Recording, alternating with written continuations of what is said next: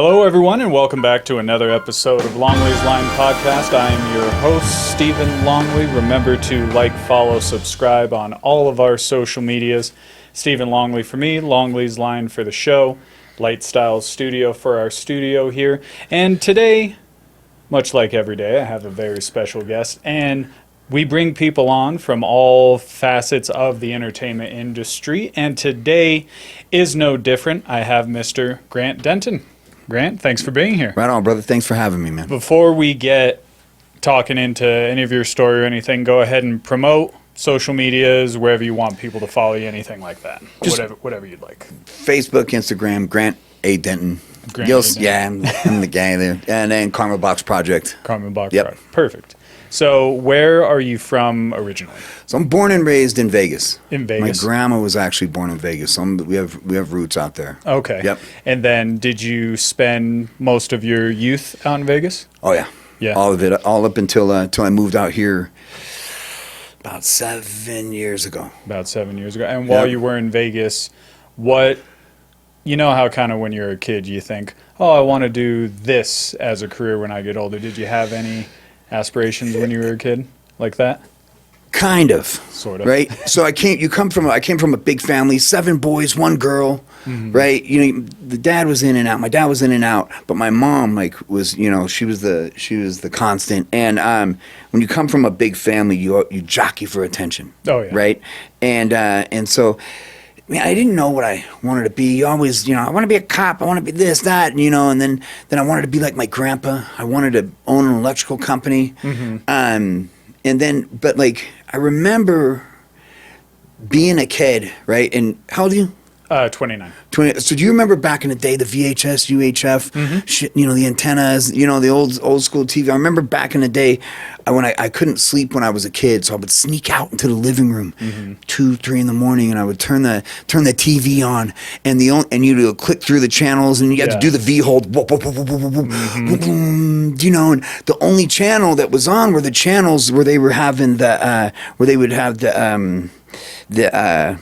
where they would be past where they would be the church channels, where there would be pastors, what were they called? The televangelists. There you go. Yep. The televangelists were on, man. I remember, and you couldn't turn the volume up. You could just watch them. Yeah. 'Cause if I turned the volume up, I'd get in trouble. They'd hear me. Oh yeah. So you could just watch these televangelists, and I remember watching the way they moved this crowd. Do you know? And I didn't know exactly what they were talking about. It didn't matter to me. The fact was that they were up there, and these dudes were just so passionate. When they would raise their hands, the choir would, do you know what I mean? And the crowd's just totally moved, and their hands are raising. I remember being a kid, and I just couldn't wait to go watch these guys move the masses. And I thought that was the coolest. And I don't know how that translates into what I'm doing now. Sure. And I'm sure it actually does a little bit, but yeah, I remember being a kid, and that's what I thought was the coolest, man. Yeah, because you never know when you're a kid, whatever might stick with you. When I was a kid, I was all about,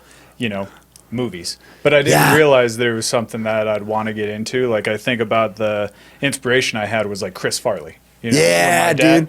Dad introduced me to Tommy Boy one day, and he was like, we're watching this movie. Okay. We started watching. I was like, this is the funniest guy ever. Yeah. This is who, how he brought everybody together and made everybody smile and laugh. Yep. Then it was later on down the line, it was I like being in front of the camera. Oh, I'll give it a shot. Yeah. So while you're kind of seeing all that, what do you do as high school? Did you play sports? Did you try and do something? What were you doing kind of? By the time high school came around, I had some things that happened. Didn't have the best upbringing. And some things that happened in my childhood that pushed me in a different direction. Sure. There wasn't a lot, a real positive male role model, and so I kind of started to run in a different direction. Wasn't a scholar. What I did well was I wrestled, but that was only for a portion of the year, and the rest of the year I wasn't being the best student, Yeah. And so I was kicked out of school by the time, when I was 16. I got a strong-armed robbery, went to juvenile. When I got out, went back to school and got kicked out again. And so it wasn't I was a cool kid, right? Yeah. I got what you biggest want in high troublemaker. school. Right. I got biggest troublemaker in the yearbook, and that was cool for me. That was an achievement, right? And then, I got out and I was working with my uncle. I was doing electrical work because that's what my family did, and it was just real easy back then. There was a lot of work in Vegas, and I ended up becoming an entertainer on the Strip in Vegas. So Like handing out the signs? Or what were you doing dude. out there? I walked on stilts and breathed fire in nightclubs. Yeah, dude. We were. It was a friend of mine, and I was actually selling ecstasy in the clubs, right? And you do ecstasy with somebody. You guys are best friends. You're like, what?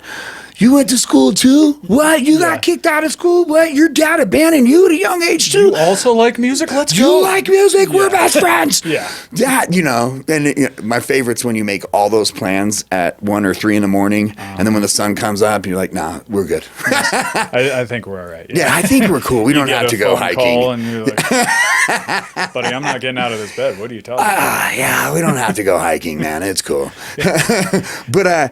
And I met this guy that was breathing fire, and he showed me a few things, and then we just started working in clubs. And at first, we were making about $100 each, and then after that, people started to see us, and we started to get hired around different clubs in Vegas, and then we started, going to L.A., and then we're doing parties across the country. Oh, wow. We'd go down to Florida a couple times a year. Yeah. Like we were, it was a really cool gig, but a terrible platform for real adulthood if you weren't taking it seriously. Sure. We were there to party. We weren't there for a career. Well, I was. Yeah. It's a terrible platform for being an adult. And so travel, yeah, dude, it was, so it didn't really, it went well, but then eventually I ended up, I got some, I ended up having a son coming, and that's when I decided I should probably chill out, and you can only do that for a little while if you don't have the skills to navigate real life. And I didn't have the skills to navigate real life. The life we were living was a party scene, and then I have to pay bills, and I have to be a dad, and I have to show up for work on time. Responsibilities. Now I got to be responsible. Swing. Yeah, dude. And it was a big shock for me. And so I started to dabble in drugs a little bit. I started with pain pills. I broke my hand here. Started with pain pills. And then that escalated, and of course, the stories. Started with pain pills, and you escalate to heroin, and from heroin, then I started mixing meth with it. And by the time I get to this point, then I lose, lose your family, job, One everything. thing leads to another. And in a short, effect. It was about a year, or about 2 years after I developed this. 2 years after I got, married and had the kid when my son was about 2 years old was when I was first out on the street and had to pull it back together. And then you do this back and forth where you're on the streets, off the streets, in treatment, out of treatment, back in jail, and you create the cycle. And every time you cycle through, it gets a little lower, right? A little lower and a little lower. And your rock bottom keeps hitting rock bottom or something like that. Just digging, dude. Yeah. It was like, oh, we can go lower? Okay. Yeah, well, it's not even like it's, and I remember a lady, I was speaking to some parents, and I was telling them my story when I was on the streets, homeless and addicted. I was heroin and meth. About 9 years was about the span. And I remember this lady was like, man, that must have been such a terrible lifestyle. And I'm like, I don't know, man. I don't know, have you ever done heroin and meth? The same time? What? Why else would I be digging in this dumpster barefoot, no shirt on, and not give a what you think about me? Yeah. And it doesn't make me broken, right? My brain's not broken because I'm an addict, and I'm just really efficient at solving problems, right? My problems, I'm efficient with it. I'm just not, I don't think past today. Yeah. So and thinking about right now. Right now. And that's and that's what it was, and you just get used to stuff, Yeah. This is who you are, and before you know it, this lifestyle isn't a drug problem, it's an identity crisis, right? Because with these drugs comes a lifestyle, and to support this comes a certain way, and you better be careful what you let yourself get away with. Because that's who you are now, and so it's not like I remember I would quit using. You get locked up, You know, you're not using anymore, and locked up 6 months, 8 months, and you kind of have a clear head. But when you get out, you don't have any skills. You don't even know who the fuck you are anymore. Yeah. You know? Yeah. And so there's like this identity crisis that the only way you just go back to who you are, right? And have to find yourself. Yeah, it's pretty simple, you know? Yeah. So, yeah. And then you admit to yourself, and then you figure out kind of what you want, right? Is that sort of the thing? Except in order to know what you want, you got to know who you are, you know, and what you're good at. What am I good at? What am I capable of? And I, you know, it took a minute for me to realize like who I was, you know. Yeah. And as you're kind of like battling through that, what conclusion do you come with from that? Like, what do you find? Yeah, I'll tell you, the best thing for me was rehab, and in this, you know, you're able to do things with a clear head, and you're able to engage with folks. And I needed it. I was locked up for about a year, and the rehab was it was a long program. You know, I think a lot of folks that are on the streets, addicted, mentally ill, homeless, you know, that have lost who they are. Yeah. I think a lot of we need long-term programs, right? We want to solve problems in 28 days or 6 months, you know. Yeah. That's, you know, we want to solve problems quick, and it took us a lifetime to fuck this up, you know? So we had, like, it needs long-term. I had to be locked up for about a year for my head to clear, and then when I got into rehab, there's still an identity crisis, but I had a paradigm shift where I knew I was capable of more. I started reading books on universal law, and Paramahansa Yogananda, the autobiography of a yogi, and the balance. You know, there's balance. You know, part of that is understanding like your role in your life. You know, up into that point, the worse my life got, the worse my parents were. You know. Yeah. I was blaming everything on my parents, blaming everything on people that hurt me or, you know, betrayed me or did me or let me down or made me feel less than. And everything was a result of these folks. And I didn't have any control of that. And then when I was able to sit down and I started reading and started learning, man, it shifted everything. And then I get into rehab, and rehab was, they gave us freedoms to like do, you know, we were structured. It was really structured. But in this particular rehab, you had freedoms to do things. Like I would pitch them on ideas. Right. Like one thing we did, right? So we're on the mountain, right? This is a last chance rehab. You know, this is for the guys that when the judge sees your name in front of him, he's like, seriously, Mr. Denton? Yeah. Again? You know, this again. is this is the last chance you fuck this up again. You're done, bro. Rehab. And there's 40 of these convicts up here trying to get it together. And a lot of us were when we get locked up, we got locked up with the clothes on our back kind of stuff. And so they had this donation shed where in Vegas, right, people with the tourists would leave their bags at these casinos. And so they would take all the male's clothes and donate it to the rehab I was in on this mountain. And so we would have these loads come up like once a month. And one of my best friends up there, his job, he managed the dono shed. Okay. And so we would go in there and mess around, and there were always these like, we were kind of, you know, I'm a thicker dude, you know what I mean? Like, you know, we're pretty muscular on the, you know, on the leg size, and we would put these pants on, these tight ass pants. Oh, yeah, you're telling me. bro.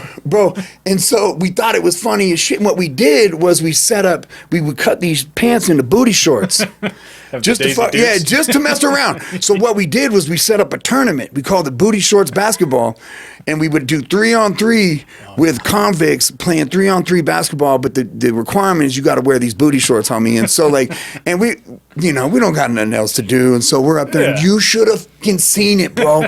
A bunch of burly ass, you know, dudes, a lot of us blasted and slung back, playing back. And we're real competitive and we're really aggressive. Taking it serious. In booty shorts, playing back. It was one of the funniest things. And then they let us, then we did a Dono Shed fashion show.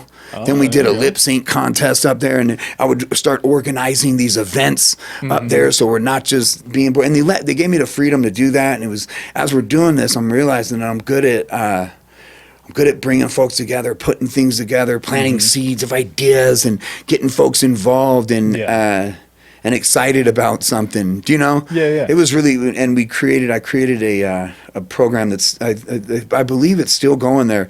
We called it the Grant D Feel Good Committee. Okay. And so what I would do, what we notice, right, what you know is that when you're in rehab, you're usually, on the streets, man, we're not that authentic. We're not that sincere. Usually in my circle on the streets, if I'm talking to you and I'm being kind to you, it's because I can get something from you. I know you might have some dope or whatever, and there's some sort of exchange. What do we have in common? Well, we all like dope, Yeah.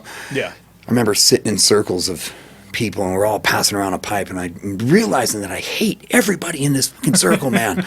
I'm still sure. You good, bro? You want another hit, man? You cool? We have this one terrible thing in common. And then when you come off the streets and you get into rehab and you're around regular people being their regular selves, their authentic selves, then you learn how to connect with people in a real way.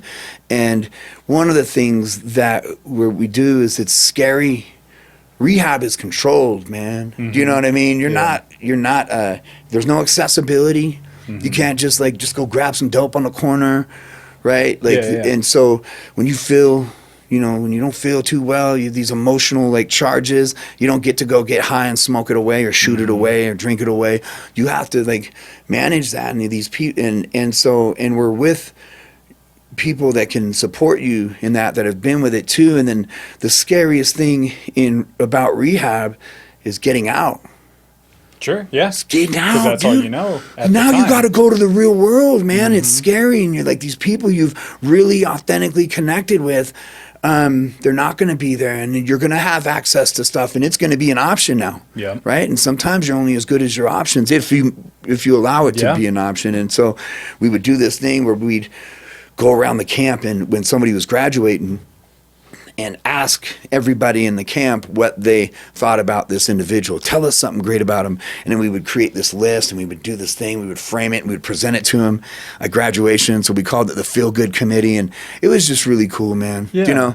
The one time you see, really, really hardened, rigid fucking dude cry is when you give him a compliment. Oh, yeah. 'Cause they're not used to it. Yeah. Well, you say all the terrible shit about me, and ain't nothing I haven't told myself. Yeah, What are you going to say to me? And then you get that positive golden star, and that's just something you're not used to. Dude, I've been clean for 9 years now, and I still don't know how to manage a compliment properly. Sure, yeah. I think it's hard for a lot of people. Yeah, dude. Somebody compliments my pants. I'm like, oh, these old things, whatever. I wear these every day. Yeah, it's just got a thrift store. It's nothing. As soon as someone says a genuinely nice comment, you just thanks. Yeah. Panic, and I don't know how to respond. Do we hug or what do we? Just thanks, appreciate it. Keep. Yeah. I don't know what to do. Back up. Yeah. So, as you kind of go through the program, once you get to the tail end of it and you realize putting things together and creating ideas and making them come to life, what do you do as soon as you're out? Now you have the freedom again where everything's around you. What do you do after you're out?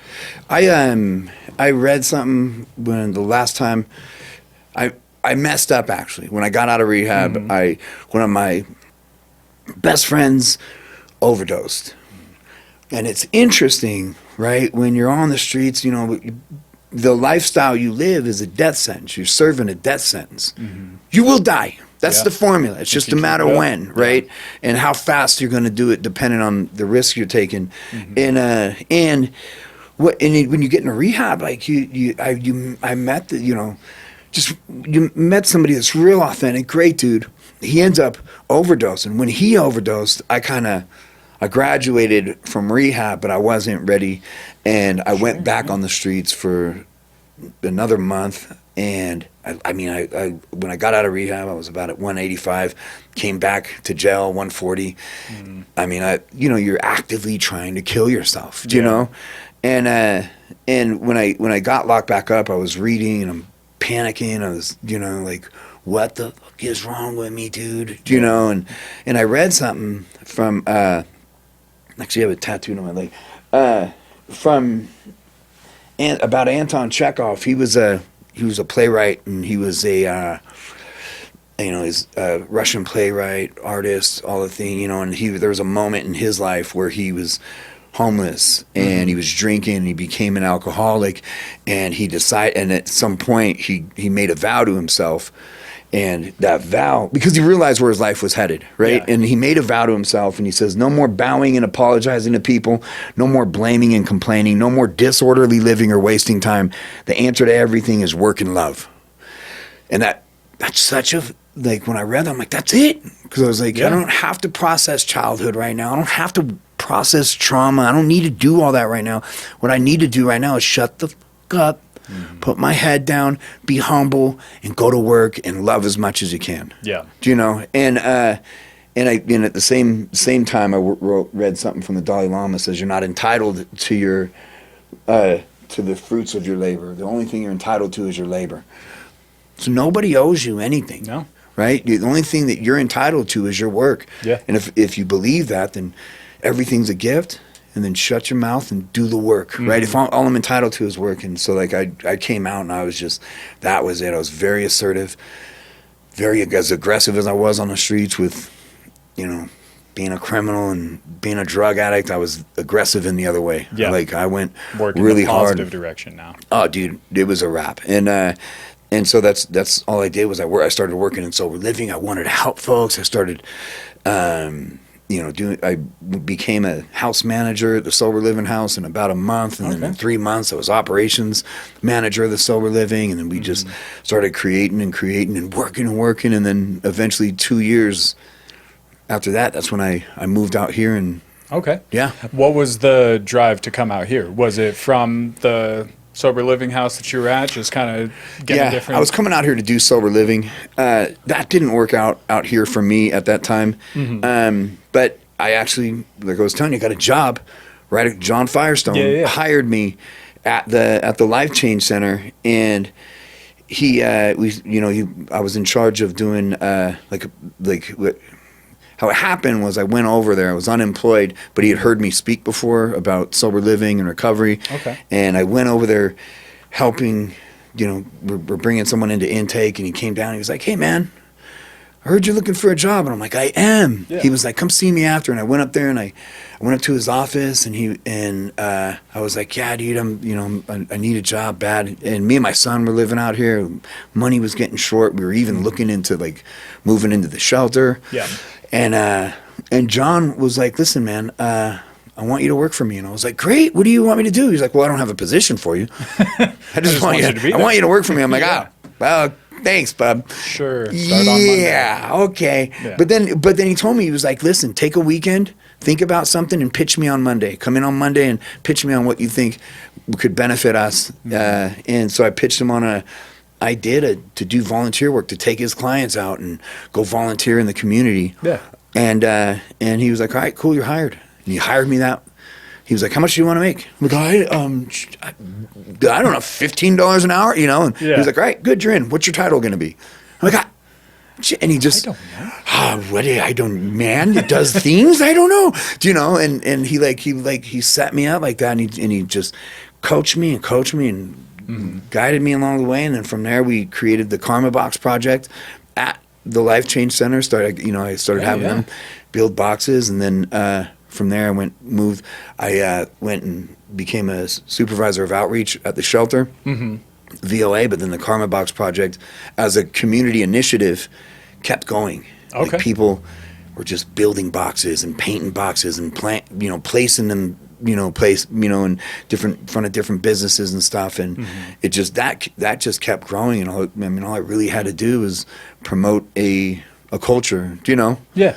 Yeah, be a televangelist about fucking Karma Boxes, man. And your idea. So go ahead and let's speak a little more about the Karma Box project. How did it kind of come to fruition did it come from how you were thinking in Vegas, how it sort of had that same sort of idea, or how did that really come to play? It actually, so the Life Change Center has a clinic out in Carson City, and they wanted to do something out there. And so we sat down, and I pitched them on, I sat with the group and I pitched the group on what our purpose is. And I'm, I don't know if you have any addicts in your family that are close to you, but when we're on that side of it, right, we're very selfish people. Not that we're bad people. We're just we're thinking about this first, you know? And when you think about this first, we don't give a shit about the world around us. We're not paying attention to our footprint. We're not cognizant of how we affect the world around us, you know? And so we end up doing damage to people that, you know, that love us. We end up doing damage to the community, especially if we're stealing to support our habits. We end up doing damage, like a lot of damage. And I feel that for me, part of my recovery was that it shouldn't be an option to give back. You owe it, bro. Like you fucking owe this. Like we've done, you know, we've done a lot of damage, and in order to like get it back, right? You ever walk in a room and been like, oh shit, know that everybody in that fucking room's talking shit about you? Right before you came in, you're like, something feels weird. That's how we feel when we come back into a community that we've been taking from, right? It feels awkward. It feels weird, man. And so like part of paying that back is just, you know, just doing something. And they're like, well, what if we do library boxes? And I'm like, I don't know. When I was on the streets, I wasn't around to read a novel, bro. You know what I mean? Like I was not thinking about a book. But what if we put like socks in there? Like that's a big deal when you're on the streets. And what if we put like little snacks in there? And what if we, you know, and they're like, you know, and then we started flowing. What about hygiene items? What about this? And this whole group comes up and we're just like throwing these ideas out there. And they're like, all right, man, we'll build this box. And we got Home Depot involved. Home Depot actually got involved without us even trying. I went there. There was a guy named Mark Swartz at the Home Depot on Jack Street in Carson City, and I went there to buy materials. I don't build stuff, dude. I'm not a box builder, and so I don't even know what I'm doing. I just told him, hey, I'm trying to do this. Can I get this? He was like, why would you do that? And I'm, you know, and he was like, what are you doing? I told him about the project. He was like, listen, man, let me just build a box for you. So he built the first box and he gave us a blueprint to build it. And then we took it back. We painted it. We put it up at the AM/PM on 50. And the idea was, the original idea is that we go and we fill it up every week. That'll be our way of giving back. We put it there. We had the box. We have a place for it, and we fill it up. We weren't calling it Karma Box Project. We didn't have a name for it yet. But what happened was I printed out an ask that we put on the counter, and I asked the owner, I'm like, can we put this on the counter? And it was like, the box outside is for anybody in need. So if you have an extra $1, maybe get a granola bar. If you can get a little small toothpaste, or if you can get even maybe a deodorant or something like that. If you can get something extra, if you have it, maybe you can get it and put it in the box. And it was just a real passive, like, chill kind of ask. And I didn't think that anybody would really respond to it. And then about a week later, we came back to fill it up, and the box was full. And I walk in and I asked the dude behind the counter, I'm like, hey, bro, what happened, man? He was like, Sandra. I'm like, Sandra? He's like, yeah, Sandra, she lives in a trailer park over there. Sandra comes in, sees the note, rips it off, goes back to the trailer park and pitches it to her homies, right? And now everybody in this trailer park's on a fixed income. And so they're taking their own, like their own money, right? That they can't really spare. They don't have room to give more, and they're buying their own little stuff, dude. And they're putting it in there. And Sandra really rallied this group together. And I'm like, well, that's it, dude. That's awesome. Like you get the community to do it. And she was, I mean, you give people ownership of a box, of a community, of anything, right? And they'll see to it that it succeeds. Yeah. Right? Give it to them. And it, you know, and it reminded me when like my brother, right, was in the 90s, he was a carpenter in a union. That was when City Center was going up, all those in Vegas, right? All these casinos are like, it was booming. Yeah. And to this day, every time we drive by the Bellagio, my brother points and is like, I built that, man. I built that. Like, TJ, you didn't build the freaking Bellagio. But he did put a stud. He did do something in it. And so he has, like, when you give people like an opportunity to like have a role in the creation of something or keeping something going, like you give them ownership of the whole city. Do you know? Yeah. They'll take that little bit, and then it's like, yep, Yeah, I'm helping. This is mine. dude, and that was it. And that's where we came with the name of Karma Box, because the folks, you got your haves and your have-nots, and we thought that it was just the haves given to the folks that are less fortunate, and it was these less fortunate folks on fixed incomes that were pushing this project, and it was just really cool. What goes around comes around. Oh yeah, dude. And so that's where the Karma Box came from, and then after that, that was in June 2018, and now we got over 60 in Northern Nevada, and That's awesome. still growing. Yeah, Still growing to this day. Mm-hmm. That's amazing. yeah, So then, now to kind of jump back, so you've got the Karma Box project. You do some live speaking.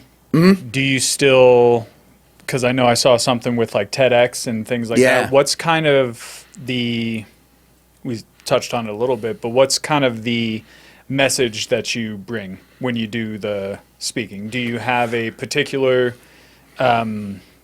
concept that you stick with, or do you kind of bounce around? Like, is it all sober living talk? Like, what's kind of the? Well, I think it depends who you're talking to, right? When I talk to kids, right, the whole gig that I see with kids, or when I speak with kids, the message I'm trying to send is kindness and resilience. Mm-hmm. Kindness and resilience. Or you go speak.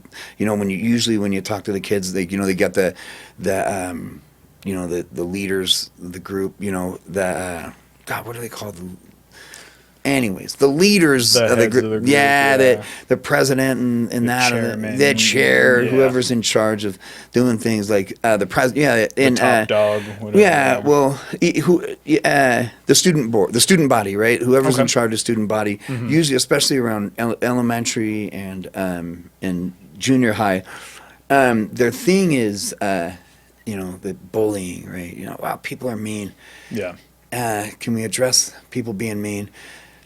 I'm like, well, so that's not a school thing. That's for the rest of your life thing. Yeah, everybody's mean. Yeah, man. Point. People you're always going to experience this mean. So how do you manage mean people? So how do we? You kind of tap on folks to be kind, and then we talk. And then you coach kids to be able to manage this, to be more resilient. Mm-hmm. Right? We don't want your kid to always run to a safe room every time something terrible happens. You got to confront these things, right? Face everything and rise. Mm-hmm.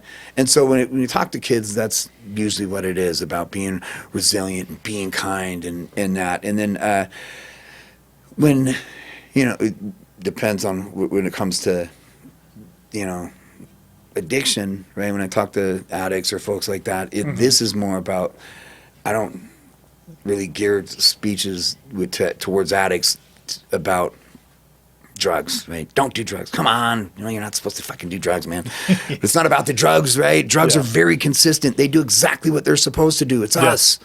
Why are we using the drugs? And you can't, you don't paint a picture that we're bad folks. Like, we're just very, we're like I said, we're problem solvers, right? We're just being efficient. That's all we know. So how do you get away from it? You got to create new pathways. How do you create new pathways? You do different stuff, right? But in order to do different stuff, you have to know where the fuck you're going, dude. Yeah. So how do you find out who you are? Well, you have to learn. You have to do things, and and there's and so the when I speak to recovering addicts or whatever, it's more about finding out who you are, right? And creating.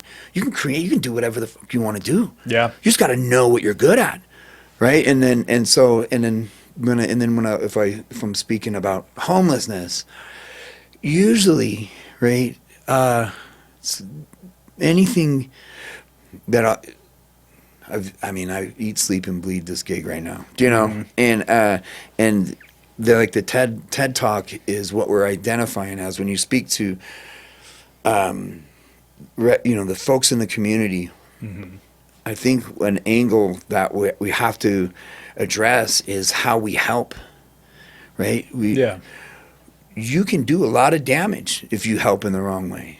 And I see it every day on the streets, outside of the shelter, and in the parks. And so we can do a lot of damage if we don't do things properly, right? There's on the spectrum of help, right in the middle is a kind gesture. Yeah. Right in the middle is a kind gesture. And that's just in the context of food insecurities, right? Mm-hmm. That's giving someone a granola bar. Yeah. Did you solve a problem? Kind of. Because how are they going to eat tomorrow? Or what about 4 hours from now? Or what, or giving someone $1 to go get a sandwich or whatever. Like, yeah, kind of. Not that a sandwich is $1 anymore. Okay, $5.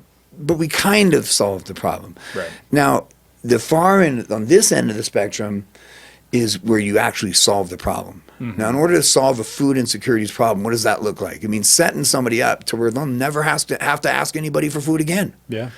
Getting them in a position where they'll never have to do that, and they're self-sustaining. That's solving that problem. Mm-hmm. Now, if you move all the way, but this takes a lot of work, yeah? Yeah. A lot of time, a lot of energy, a lot of resources. You got to really dig, right? And you got to find, you'll have to find why is this person here? How can we get them out? How can we keep them out? It's not just about getting it, it's about keeping it. Yeah. Do you know? It's that line of give a man a fish. He's got a fish for a day. Teach him. Then he can get as many fish as he wants to.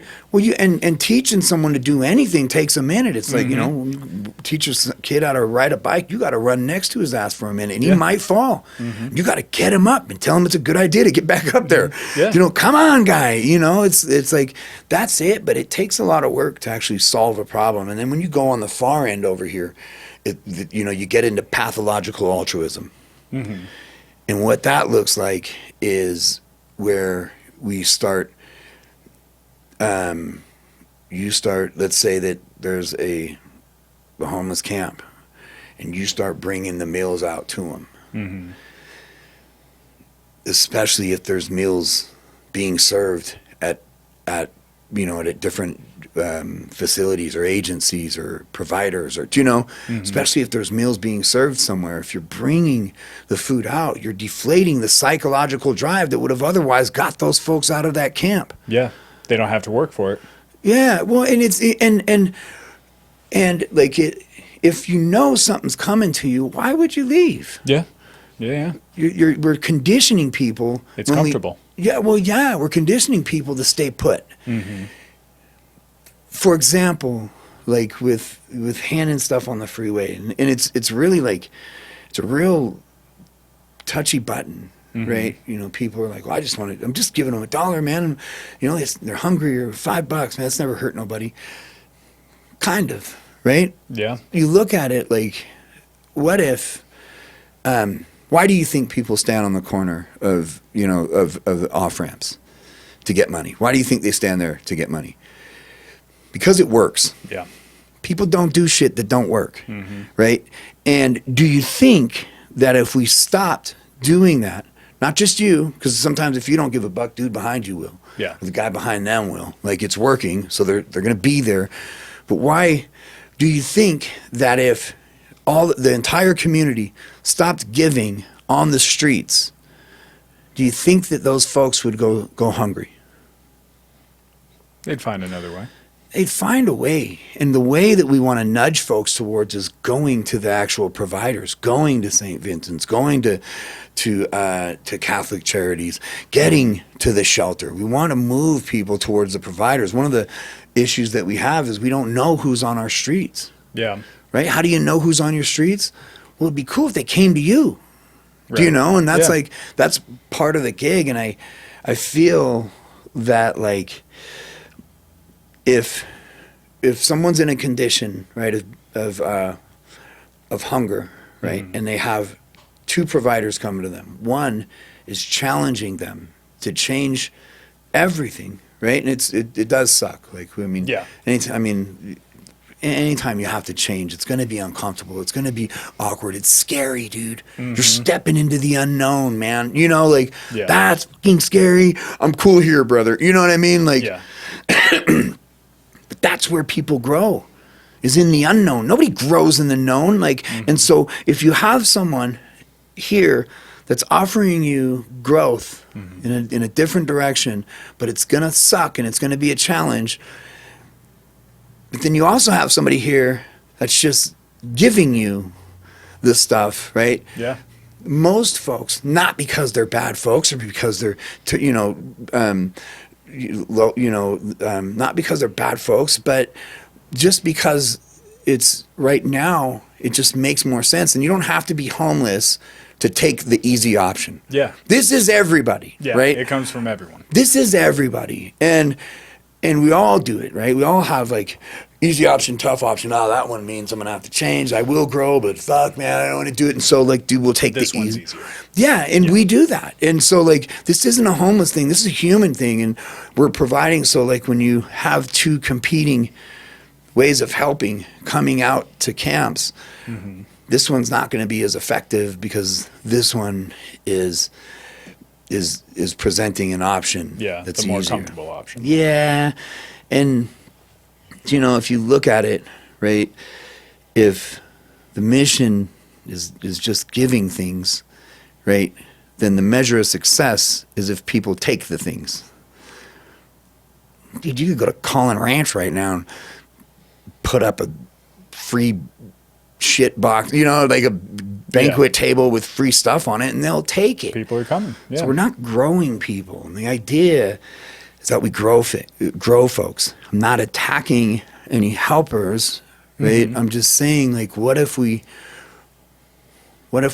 shifted our energy? What if we took the energy that we put into keeping people in the same spot? And it's cool, right? It's cool. It feels good to help.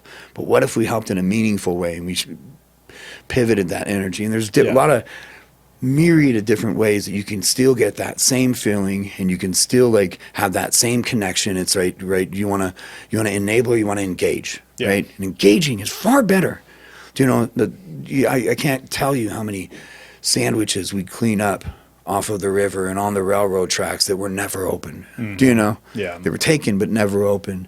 And so how do you challenge that? How do you not challenge it? How do you change that? How do you shift that? And so like more recently, because everybody has a role in solving this. Everybody, right?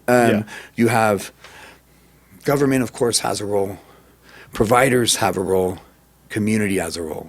And from the community perspective, we need to be supporting providers. And how do you do that? And there's different ways. I mean, but it's a long way of saying that's what I. When it comes to speaking of solving some homeless issues, I believe this. Good intentions, finding the right execution. Yeah. In that sort of note. So to kind of pivot away from that a little bit is I noticed as well one of the, I don't know if it's mantras or saying or however you do it, but grit.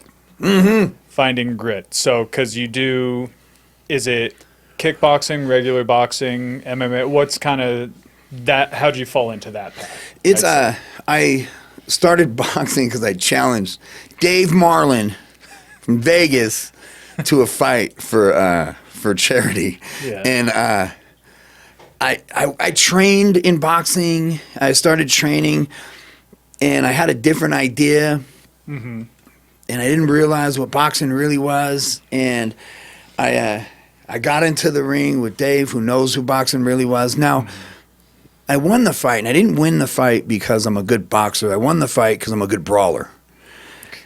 But in that fight, if they would have went one more round, he probably would have murdered me because I couldn't breathe. Right. My labrum was torn. I was completely out of my league, and I learned that like for me was really challenging. I was a bodybuilder type dude, and to get into something like that, and the fear of going in there, and then the challenge of like having someone come after you like that, and this whole it really stuck with me, and I just wanted to learn how to be a boxer. I wanted to learn how to box, and so I started taking these.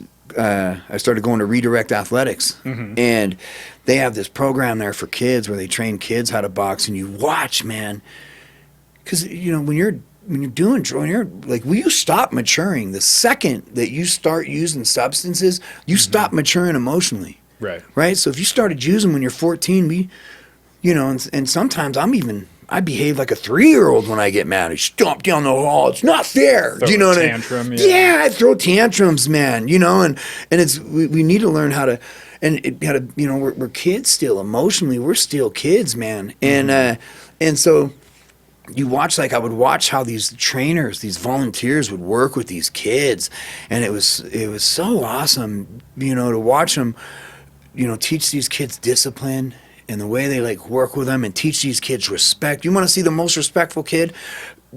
You know, watch these kids after they get in a little boxing match and they go over, even when they catch a hot one, even when these kids get whooped, they go over to the other coach and they shake that coach's hand and they hug that kid, and they're so respectful and they're so humble, and it's a really cool thing to watch. And I was like, man, that would be great for our guys. You know, and so I partnered for you know, folks in recovery.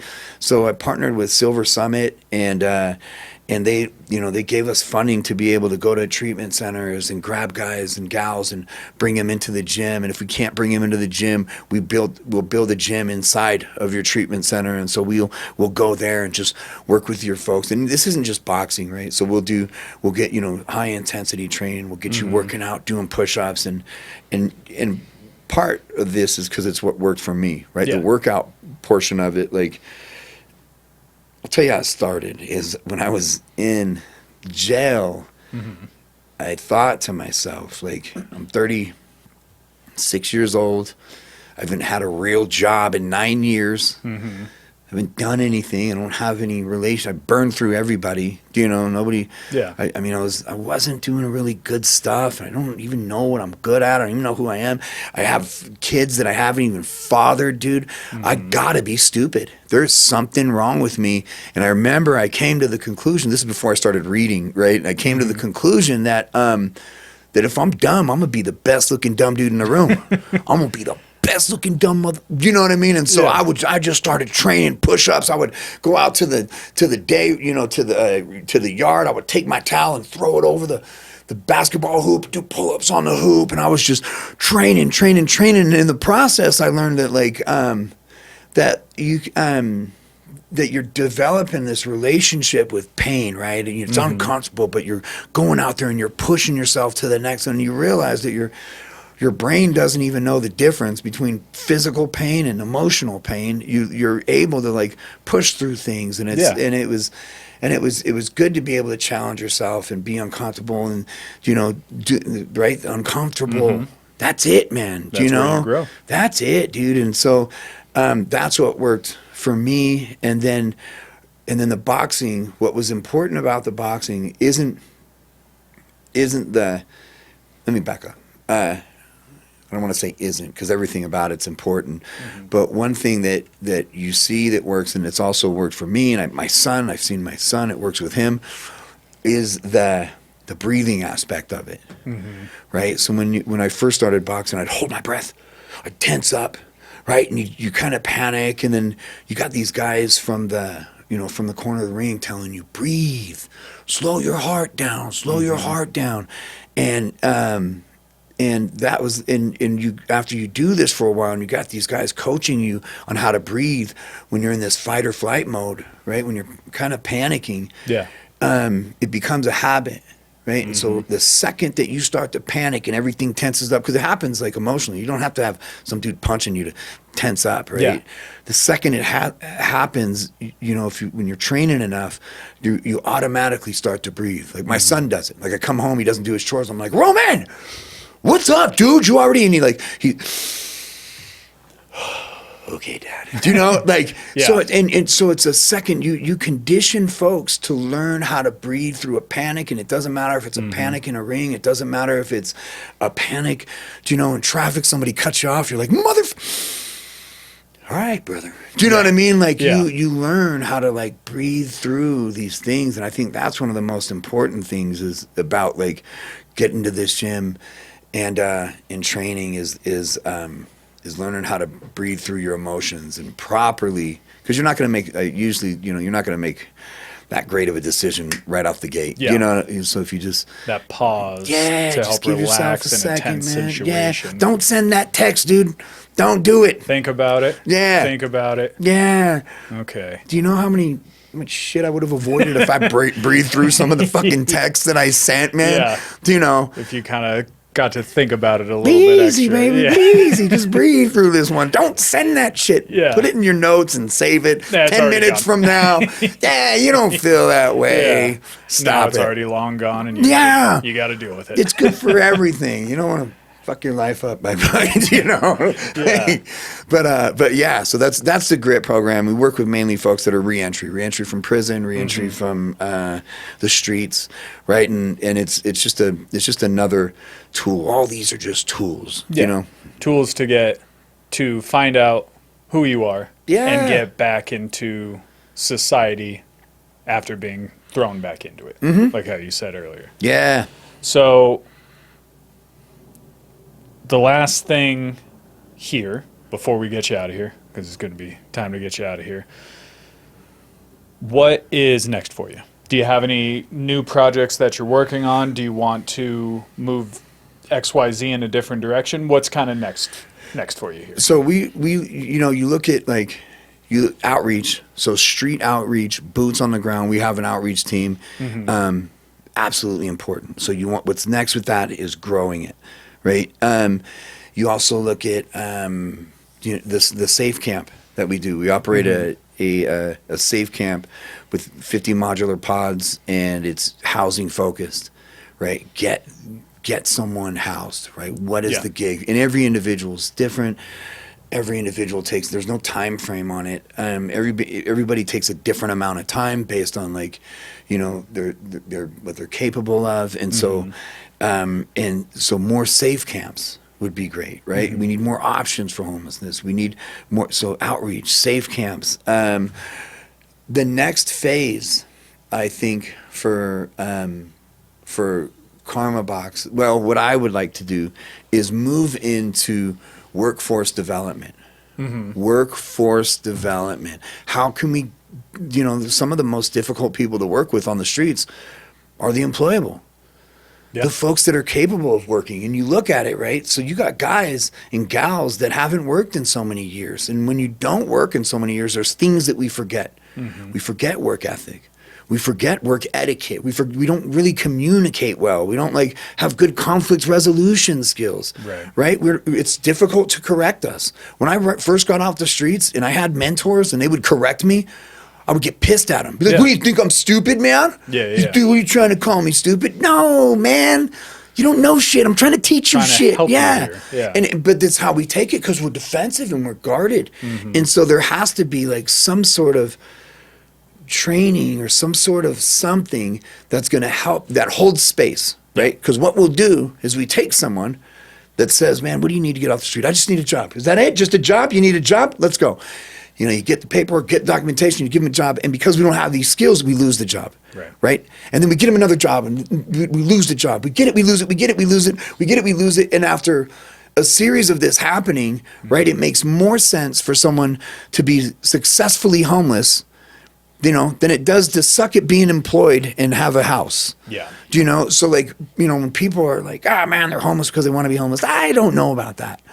I'm sure there's a portion. Yes, there is a portion. Yes. But they always end up shifting anyways. Nobody really wants to be homeless forever. Something happens and you're like, all right, dude.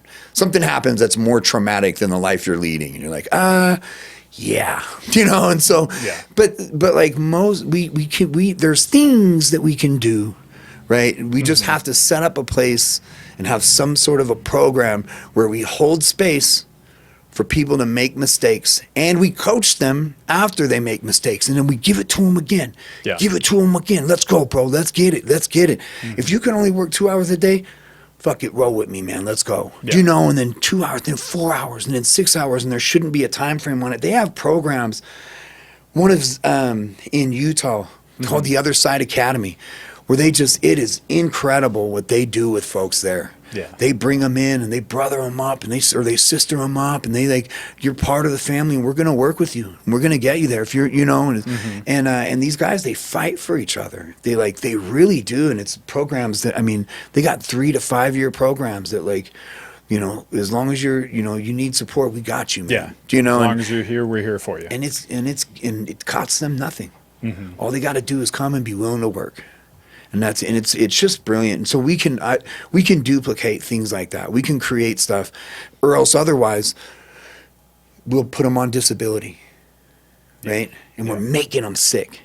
If somebody's capable of being an asset to our community, you don't make them sick. Don't put them on, But right now, we don't have any other options. You don't have too many options, you know. And so that's what I want to do. I want to do more workforce stuff where we're creating assets. Do you know? Get that work ethic back and Yeah. give them a little bit of that safety net instead of it's just, well, you got it, go do it. Now it's that little bit of that safety net to help. Dude, I would rather work on somebody for 5 years than chalk it up to the game and put them on the street for the rest of their life. Do you know what I mean? Do it for 2 hours and then that's it. Yeah, dude, I struggle. You know, the magic number is 6 months. We got to solve this. How long can you do it in 6 months? No, motherfucker, you can't do it in 6 months. It took a lifetime to get here. It takes, like, man, we got to work. And if we're willing to put in the work, we can really create some good assets in the community, you know? Yeah. So, yeah, that's what I want to do next. I think that's a good next step. And Grant, I want to thank you for coming in here, telling me your story and kind of sharing with everybody here about all the great projects that you've got working on here. And before we do get you out of here, go ahead and promote your socials, websites, everything again, whatever you want people to see and find. I don't know. I'm Grant Denton. Look me up. Instagram, Grant A Denton. We'll look up all the projects and all the websites will be Project. in the description below. So. Yeah, that's it. Karma Box Project. We need support if you really want to help. And maybe not even me. Maybe support Rise, right? Support groups that are helping people grow. Yeah. Right. That's what you want. Right. If you I think that's real important. I think, you know, like our time and energy would be better served if we help the folks that are doing it. Right. Yeah. You got groups like that out there. Rise, NYEP. You know, there's so many groups that are doing great things that I you know, find a group that resonates with you and support the fuck out of them, dude. You know. I think that's a good way to leave it. Yep. Well, once again, thank you for coming in. I really appreciate you coming in and kind of talking with me about all this. And you guys heard it here. If you want to follow support anything like that, please feel free. The description is down below in the video, and you guys know what to do here. Follow Grant wherever you see him. You can follow us, Stephen Longley, Longley's Line, Lightstyle Studio. And we'll talk to you guys next week. Follow the dude.